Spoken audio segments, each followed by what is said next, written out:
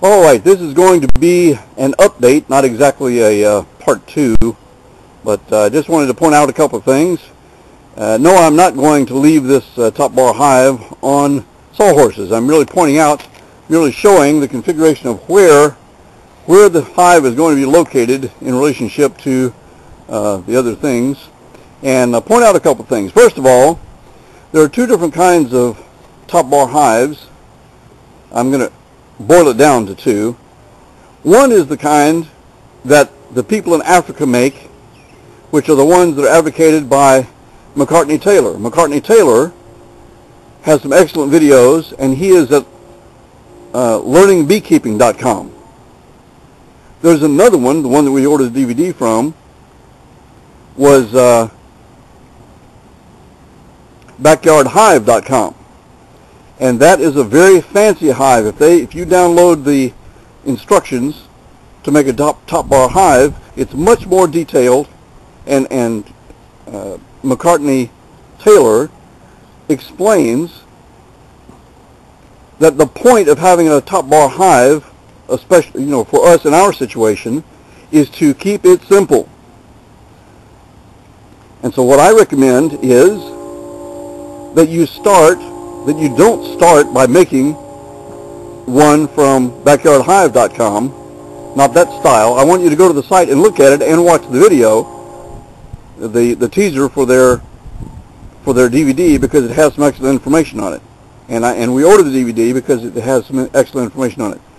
But the basic concept of keeping it simple, as McCartney Taylor talks about, is the concept I want to promote to preppers. And so for about the first year at least, you're operating with his method until you get some experience, you gain some experience as a beekeeper, and you become familiar with the bees, and you've gone an entire year getting familiar with the system and the bees and all that. Then after you've been beekeeping for about a year, then go ahead and build the fancy hive, because they have spacers in, and they have a variety of different things that are different than this basic hive. Now, something that McCartney Taylor also, and I'm going to put the link down below, about 5 things you definitely need to have, the basic bare minimum things you need to have if you're going to begin as a beekeeper. And one of those things is to have a hat. Now, it's about $15 at Walmart. And over that hat, for about $3.85, I got the mosquito net, which you can see is being used as a veil there. All right? And instead of initially, and of course, as McCartney Taylor points out in his video, eventually you're going to go ahead and have the regular bee suit. But when you're just getting started, bare bones,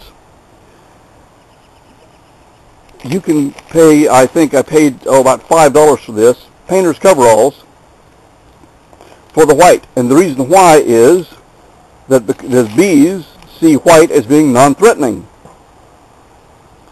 And so and also have leather gloves. And he says, you put this on, put your leather gloves on first, and then put this on, and you duct tape around where the gloves are. And I've already tried right there in the store. I took this out and covered this hat to make sure at first when I looked at it, it looked like the veil was going to be, the mosquito net was going to be too small. But it looks just like it does in this picture here. Works well. And the other thing is a good hive tool. I think I have one of those. So I just wanted to point out the basics. And as I said, in the link below, I want you to watch the McCartney Taylor video about these 5 basic things and hear his other comments. So that's really all I wanted to say this time. I know I've been pressed for time.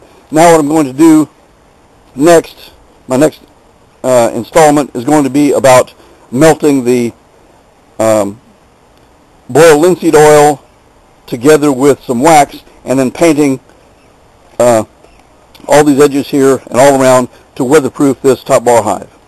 So that's it for now on the top bar beehive update. Paladin Prepper.